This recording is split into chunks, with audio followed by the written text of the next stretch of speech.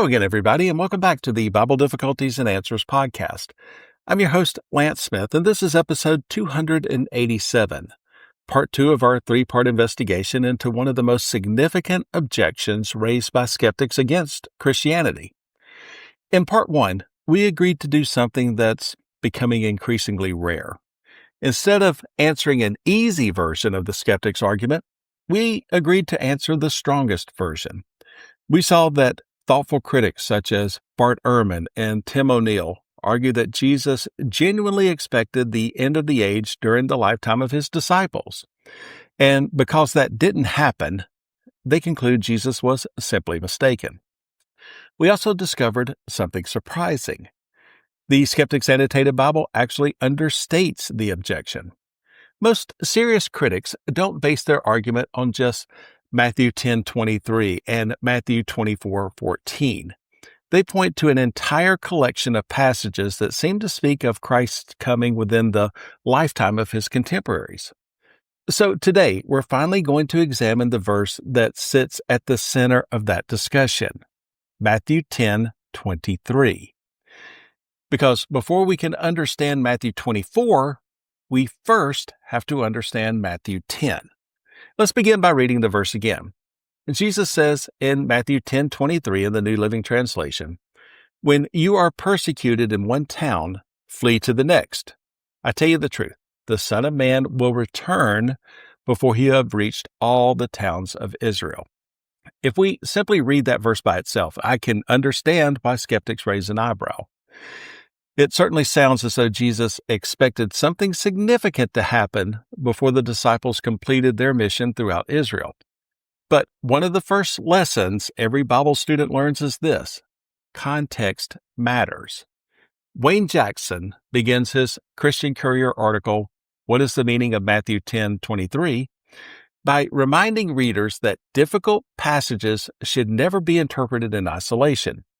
We have to consider the immediate context, the language being used, and how Scripture uses similar expressions elsewhere. I appreciate that approach. Sometimes Christians are tempted to act as though every difficult passage has an obvious answer. Matthew 10:23 isn't one of those passages. Wayne Jackson opens his Christian Courier article by acknowledging that this is, quote, "one of the most difficult passages in the New Testament," unquote. I appreciate that honesty. If the faithful Bible students have wrestled with this passage for generations, we shouldn't be surprised that skeptics have questions about it too. That's not a weakness of Christianity, it's simply the reality of studying ancient texts carefully. So, let's begin where the context begins. Sean McGowan, in his excellent article, "Before the Son of Man Comes," Matthew 10:23, makes an observation that I think is incredibly important. He writes this: "The mission in Matthew 10 is not the Great Commission. It is a temporary mission to Israel during Jesus' earthly ministry." That one observation changes how we read the entire chapter.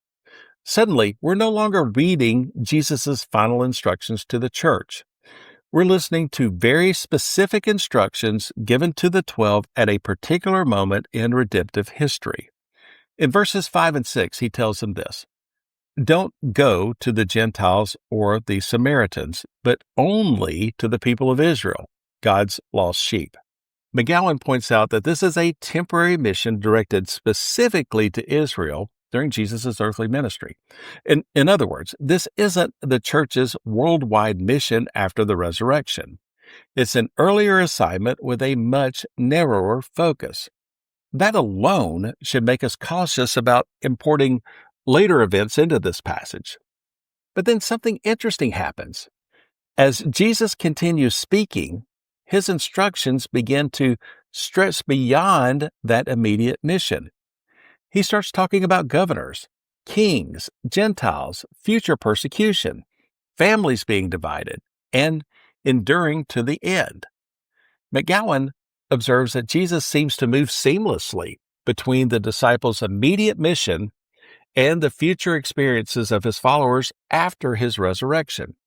That helps explain why this passage has puzzled interpreters for centuries. Jesus is speaking about more than one horizon, At the same time, one of the things that makes biblical prophecy so challenging is that it sometimes has more than one horizon. An event can have an immediate fulfillment while also pointing forward to something greater. That's one reason prophecy can be difficult to interpret. Now, here's where things become especially interesting. What exactly did Jesus mean when he said, "The Son of Man will come"? Notice something. Jesus didn't simply say, "I will come." He deliberately used the title, "the Son of Man." That may not seem important at first. Not every evangelical scholar agrees on this point, and I think that's worth acknowledging. For example, Austin Brown, writing for Gentle Reformation, reaches a different conclusion. He argues that the phrase, "the Son of Man," should be understood against the backdrop of Daniel 7. Rather than pointing primarily to AD 70 or the Second Coming, Brown believes Jesus is referring to the inauguration of his kingdom through his death, resurrection, and ascension. Now, I don't ultimately land where Brown does, but I appreciate something in his approach. He asks an excellent question. Why did Jesus choose the title, "the Son of Man" here? That's exactly the kind of contextual observation that good Bible students should make. Rather than immediately jumping to conclusions, Brown begins by asking how Jesus himself normally used that title and how his first century audience would have understood it. That's careful interpretation. So, where do many evangelical scholars land? Wayne Jackson and Sean McGowan both conclude that the best explanation is that Jesus was referring to his coming in judgment upon Jerusalem in AD 70. That may sound surprising if you never heard it before, but it's actually rooted in a much broader biblical pattern. Throughout the Old Testament, God is frequently described as coming in judgment against nations. He comes against Egypt. He comes against Babylon. He comes against Edom. Those passages don't describe a visible appearance of God walking across the landscape. They describe God's intervention in history through acts of judgment. Jackson argues that Jesus is employing the Old Testament's well-established language of divine judgment. The destruction of Jerusalem in AD 70 marked the climactic judgment upon the nation that had rejected her Messiah. That judgment occurred within the lifetime of Jesus' generation, just as he predicted elsewhere. Now, before we go any further, I want to make something clear. This is not the only evangelical interpretation, and I think that's important to acknowledge honestly. Some faithful scholars like Austin Brown connect Matthew 10:23 primarily to Christ's resurrection and the inauguration of the kingdom. Others understand the verse differently still. But here's the remarkable thing. None of those evangelical interpretations conclude that Jesus made a failed prophecy. They disagree about precisely which coming Jesus had in mind. They do not conclude that he simply got it wrong. And I think that's a distinction worth remembering. Now, whenever discussing prophecy, it helps to ask a simple question. Does this interpretation fit the rest of Scripture? Because if someone proposes an explanation that works beautifully in one verse but falls apart everywhere else, it's probably not the right explanation. That's one reason Wayne Jackson's argument deserves careful consideration. He points out that the Old Testament repeatedly uses coming language to describe God intervening in history through acts of judgment. Isaiah speaks of the Lord coming against Babylon. Ezekiel uses similar language concerning Egypt. Joel, Amos, Zephaniah, and other prophets announce the day of the Lord in ways that describe historical judgments while also foreshadowing Christ's ultimate judgment. In other words, divine comings aren't always visible appearances. Sometimes they describe God's sovereign intervention in history. If that's the prophetic language Jesus is using in Matthew 10, then his statement begins to make much more sense. David Guzik makes a similar observation in his commentary on Matthew. I appreciate his reminder that the Bible uses the language of Christ's coming in more than one sense. Sometimes it points to his final visible return. Other times it describes his coming in judgment upon a nation. That's not inventing a new interpretation to solve a problem. That's recognizing how prophetic language already functions throughout Scripture. But let's return to the skeptical argument for just a moment. Bart Ehrman argues that passages like Matthew 10:23 should be read naturally. In his view, Jesus expected God's climactic intervention within the lifetime of his own disciples. Since history continued, Ehrman concludes that Jesus simply got it wrong. Now, I appreciate Ehrman's willingness to deal honestly with difficult passages. I also agree with him on one point. We shouldn't explain away difficult texts just because they make us uncomfortable. But I think Ehrman makes an assumption that deserves to be examined. He assumes that every reference to Christ's coming refers to exactly the same event. And that's precisely the question under debate. If Matthew 10 is speaking about Christ coming in judgment, while another passage speaks about his visible return, then we're no longer talking about one failed prediction. We're talking about different events described with a similar prophetic language. That's a very different discussion. David Bowen, writing for the Ehrman Project, makes an observation that I think is especially helpful. Instead of treating all of Jesus' prophetic statements as though they refer to one single event, Bowen examines them individually.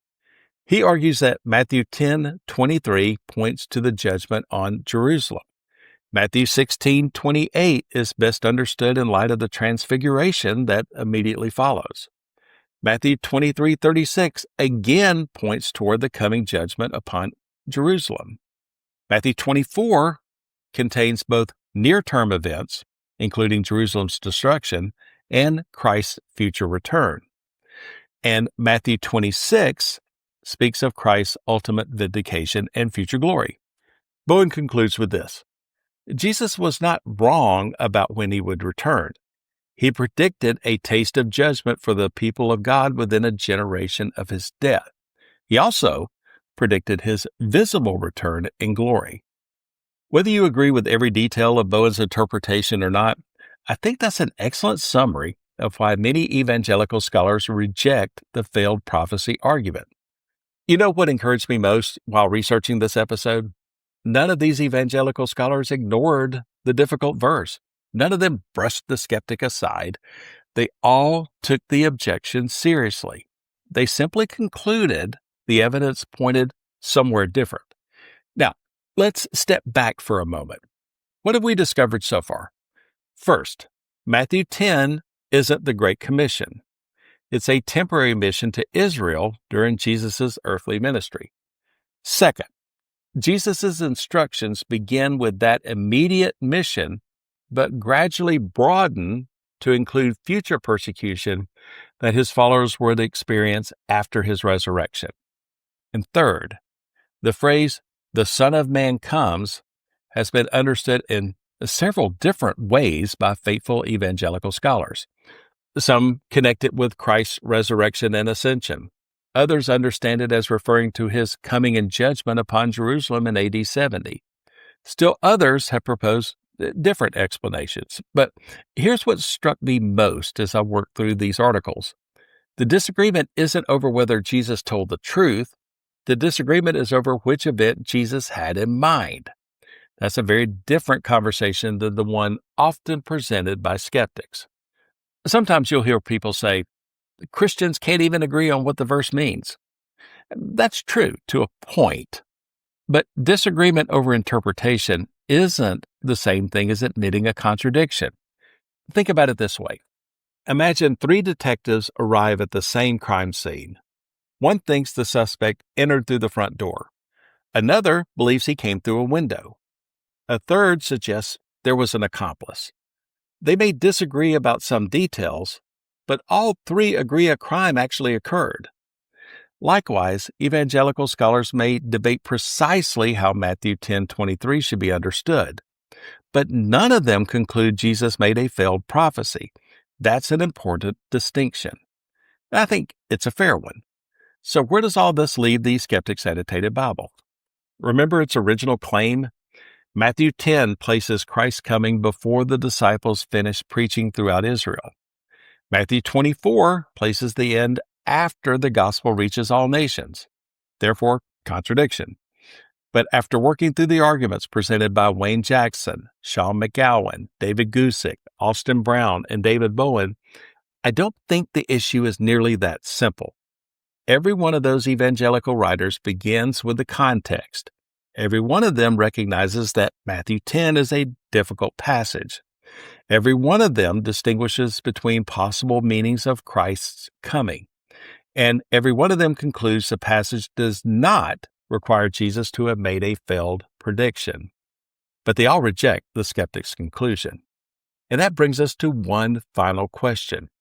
Even if Matthew 10 isn't talking about Christ's final return, what about Matthew 24? Because that's where the Skeptic's Annotated Bible begins its comparison. Jesus says the gospel will be preached throughout the whole world.